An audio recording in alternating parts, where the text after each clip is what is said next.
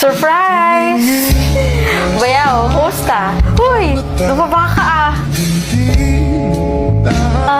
Marami akong pasalubong sa inyo. Pasensya na, hindi ko na nabalot ha. Ito, sapatos para sa'yo. Ikaw naman, napakaraming sexy na damit dito sa bag ko. Mamaya buksan na lang natin ito. Nasaan ang asawa ko? Honey! Sandali. Uminom ka muna ng tubig. Ikaw talaga. Kararating mo lang, ba't magpapahinga ka? Tara. Sige.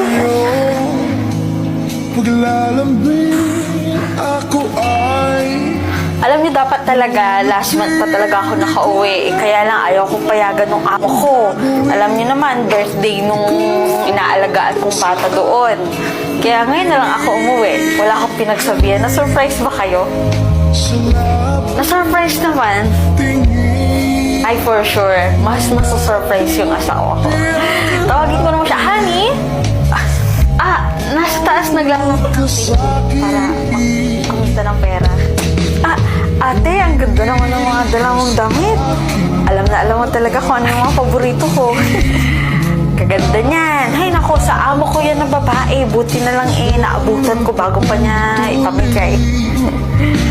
Wala ba sa taas yung asawa ko? Hindi ba siya bababa dito? Siya nga pala, bakit? Di ba dapat tapos na tong bahay natin?